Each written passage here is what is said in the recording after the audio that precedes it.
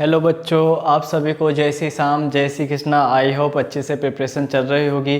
तो अपने जो ग्रेजुएशन वाले पार्ट में आरपीएससी सेकंड ग्रेड की रिवीजन में एलपीपी चल रहा था और एलपीपी में 3 पार्ट मैंने करवा दिए ऑलरेडी। अब ये चौथा पार्ट है जिसमें अपन असाइनमेंट प्रॉब्लम की बारे में डिस्कस करेंगे। यहाँ से भी एक क्वेश्चंस या 2 क्वेश्चंस डेफिनेटली आते हैं। तो क्या होगा, अपना जो नियतन जो अपने पास टॉपिक लिया हुआ है इम्पोर्टेंट है, इसको अच्छे से समझेंगे और अपने जो भी क्वेश्चंस बनेंगे सारे अपन यहाँ पर डिस्कस कर लेंगे।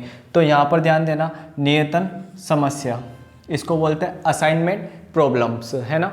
तो सबसे पहले उद्देश्य याद होना चाहिए। जो भी अपन समस्या पढ़ रहे हो उनका उद्देश्य पता होना चाहिए कि इनका उद्देश्य किस लिए काम आता है। तो जो उद्देश्य होता है वो किसका मान ज्ञात करने के लिए काम आता है, न्यूनतम मान या न्यूनतम लागत ज्ञात करने के लिए काम आता है। तो जो नियतन समस्या का उद्देश्य क्या होता है, न्यूनतम मान ज्ञात करने के लिए करते हैं।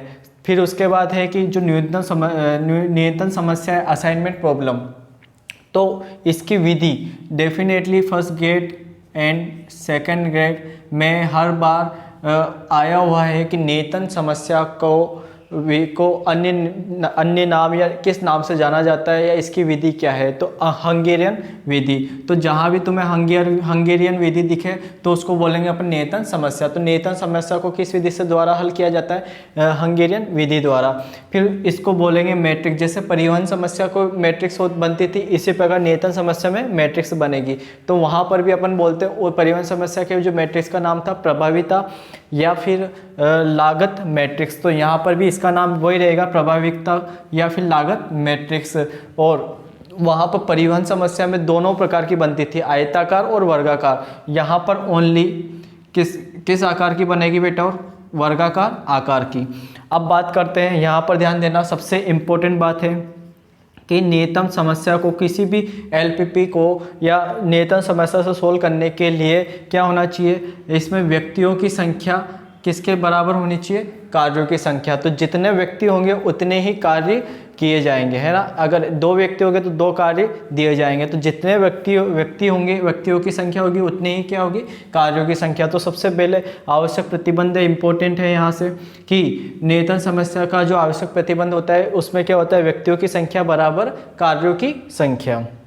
फिर बात करते हैं, देखो मैंने बोल दिया प्रत्येक व्यक्ति को एक ही कार्य नियत किया जाता है। ऐसा नहीं कि एक व्यक्ति को 2 या 2 से अधिक कार्य दे दिया जाता है, ऐसा बिल्कुल भी नहीं। नियतन समस्या में सोल्व करने के लिए केवल प्रत्येक व्यक्ति को उसको एक ही कार्य देते हैं, ना कि 2 या 3। तो यहाँ पर ध्यान देना कि प्रत्येक व्यक्ति को एक ही कार्य नियत किया जाता है।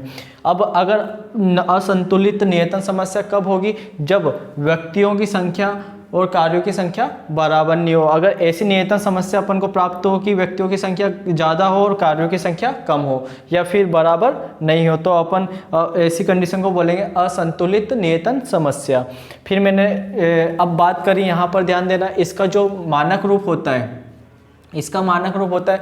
तो नियतन समस्या का जो अपन उद्देश्य क्या होता है, न्यूनतम मान ज्ञात करना। तो मिनिमम जेड इक्वल टू वही समेसन आई से लेकर एम और समेसन जे से लेकर एन, क्या आएगा, सी आई जे और एक्स आई जे।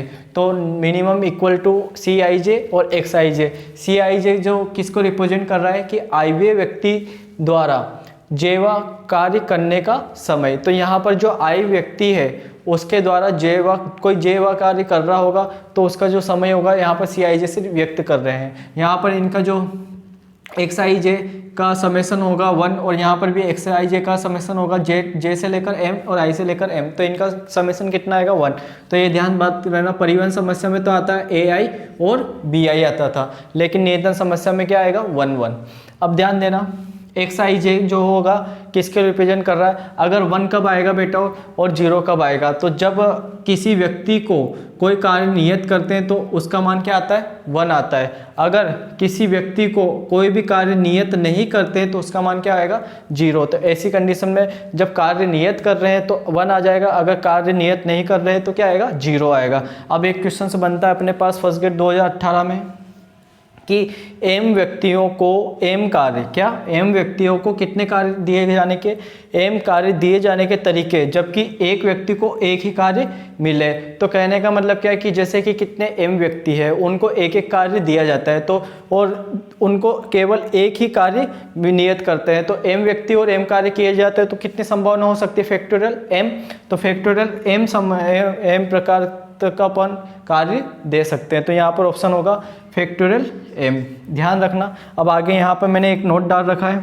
क्या है कि यदि परिवहन समस्या, इंपॉर्टेंट बात है कि अगर अपन परिवहन समस्या लेते हैं तो परिवहन समस्या में देखो क्या आता है, ए आई और बी आई, पहले बता दिया था इनका समेशन कितना आता है ए आई, और इसका भी क्या आता है बी आई।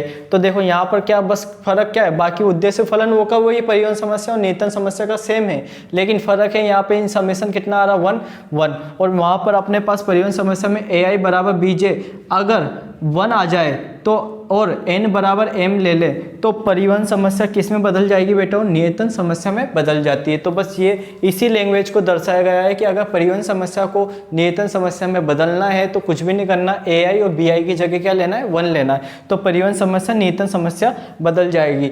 तो इससे यह निष्कर्ष निकलता है कि जो परिवहन समस्या से नियतन समस्या बनी है तो परिवहन समस्या की विशेष कंडीशन कौन सी है, नियतन समस्या।